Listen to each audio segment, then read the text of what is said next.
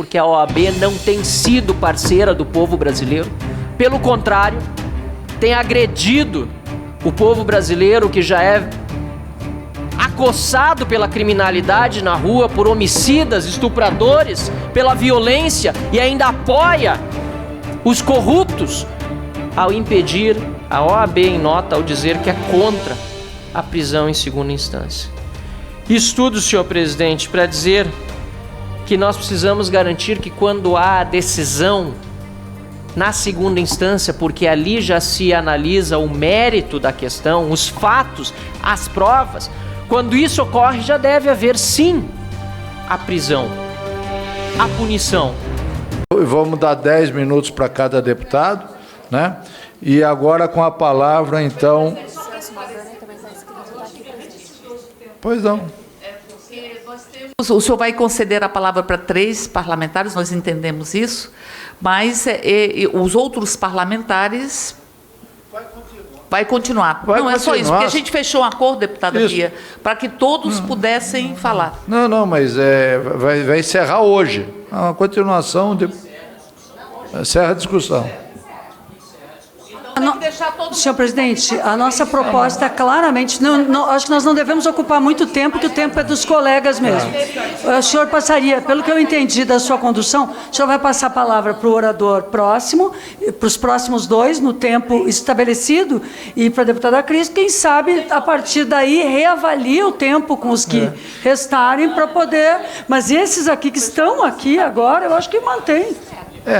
Eu passar a palavra ao Marcel Van Hatten, que vai falar, inclusive, a favor da PEC 410, da prisão em segunda instância. Com a palavra, Marcel. Boa noite, senhor presidente.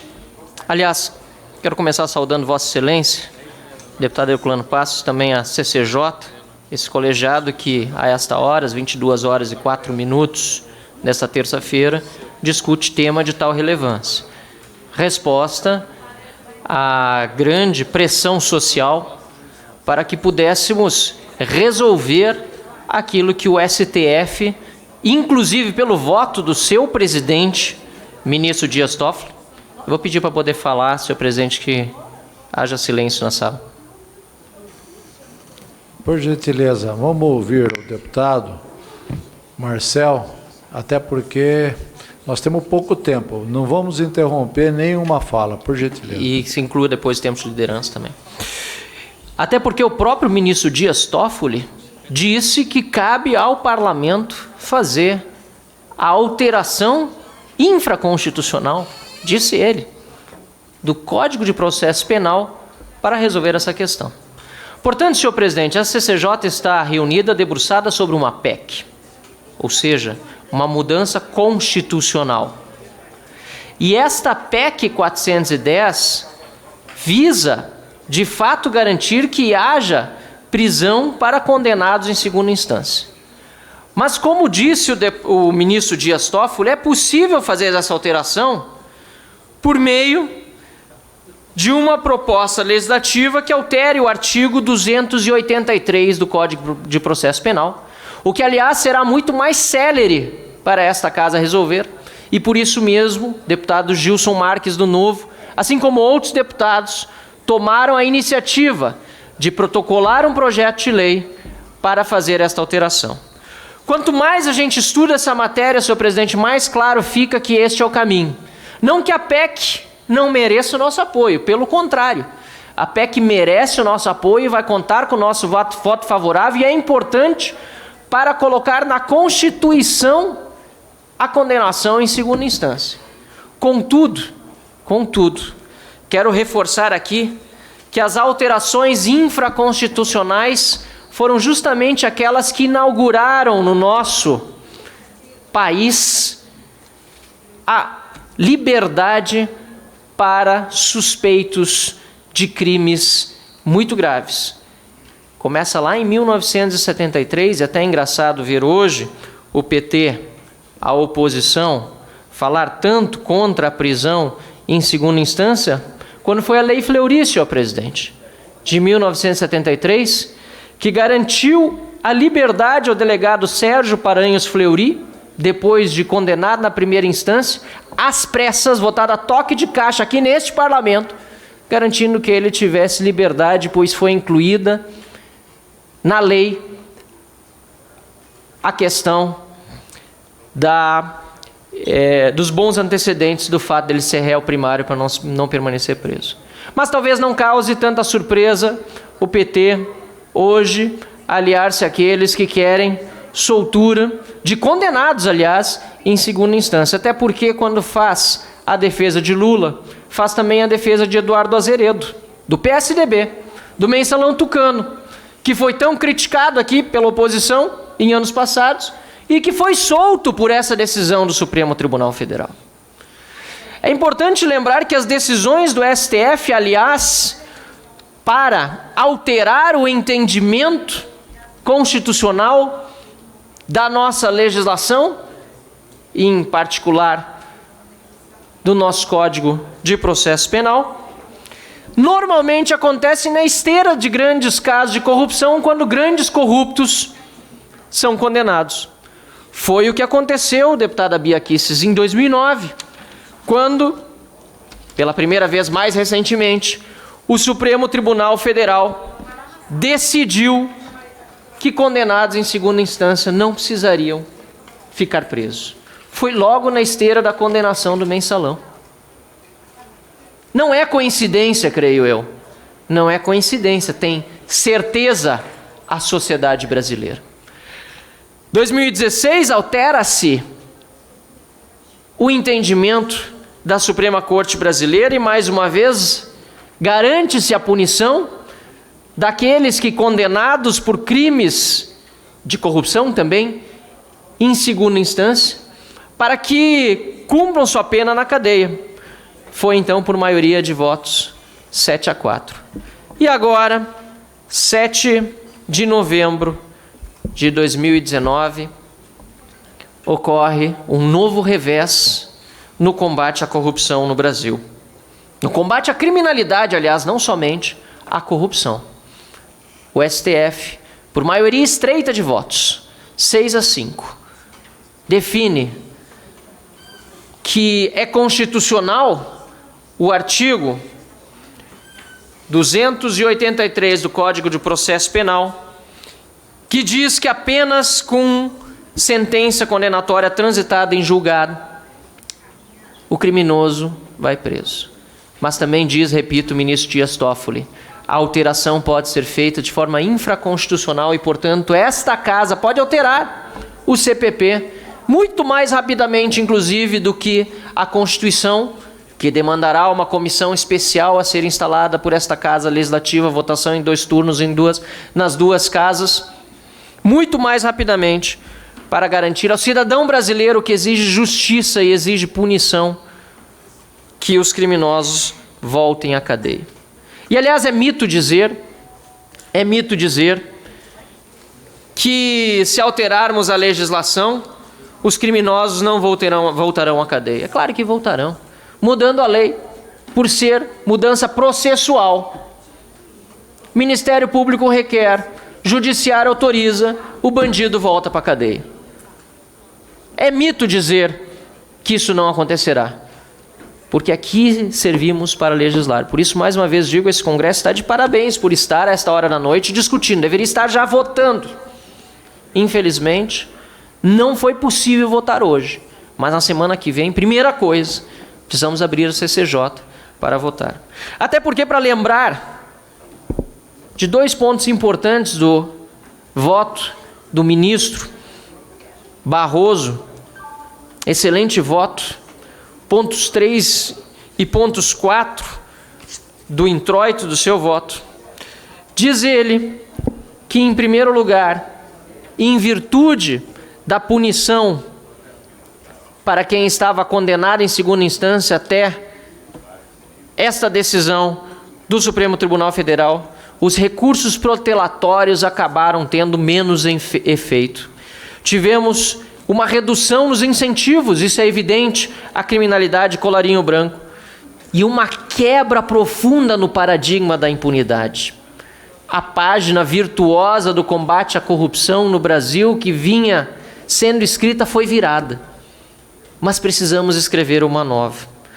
Até porque também é importante lembrar, e o ministro lembra bem no seu voto, no Supremo Tribunal Federal, de um total de 25.707 recursos extraordinários, apenas 1,12% deles acabou tendo decisão favorável ao réu.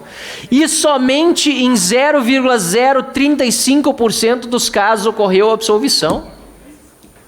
Em 99,965% dos casos, houve a condenação, a confirmação daquilo que foi decidido na segunda instância e no STJ.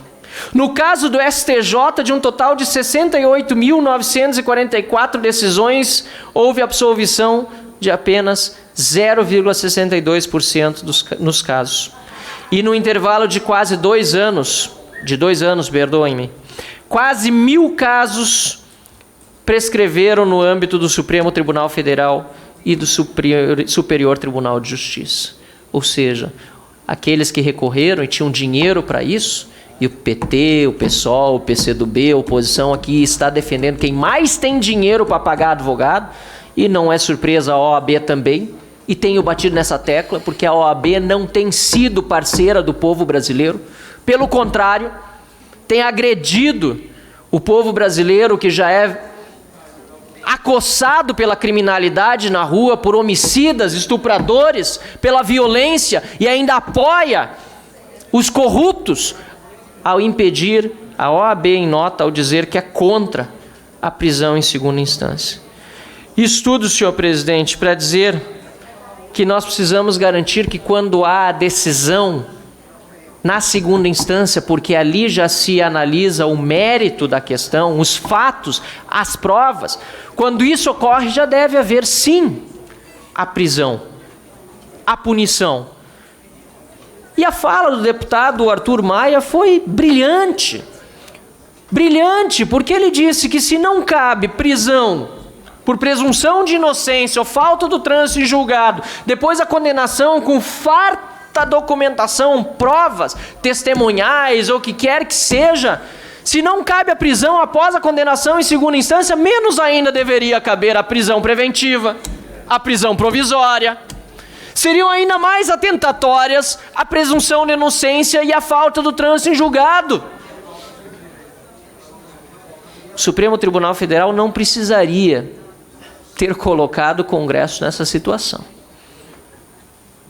Porque bem diz mais uma vez o ministro Barroso, é até questão de bom senso na interpretação das leis e o princípio da proporcionalidade, ver que o combate à corrupção e à criminalidade é um valor muito maior para a população do que a defesa de corruptos que fazem aqueles que se beneficiaram da bandidagem, da quadrilha que se instalou no poder para roubar durante todos esses últimos anos.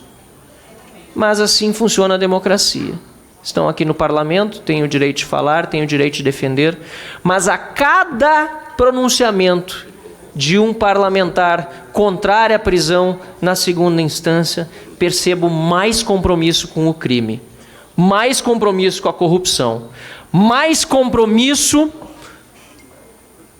com a violência nas nossas ruas.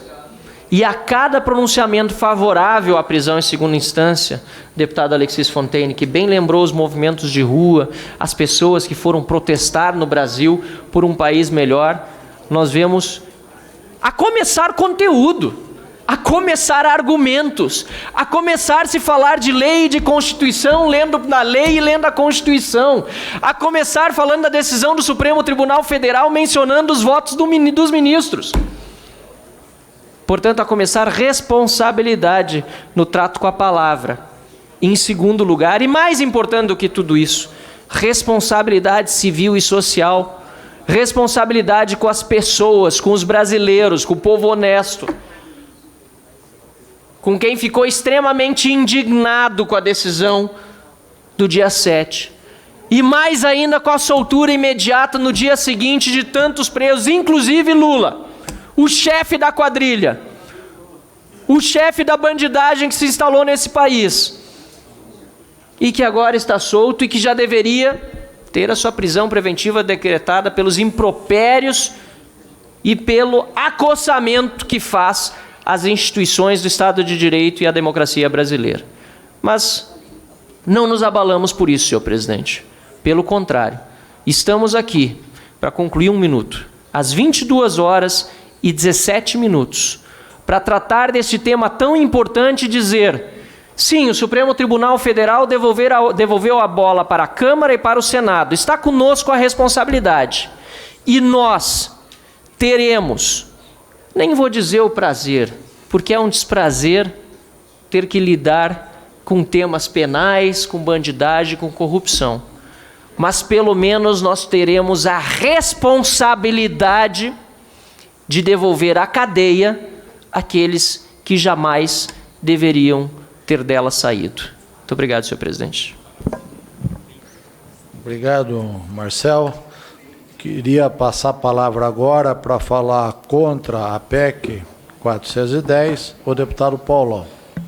Senhor presidente, colegas parlamentares, essa hora a Câmara Federal, na CCJ, faz um debate, mas a sociedade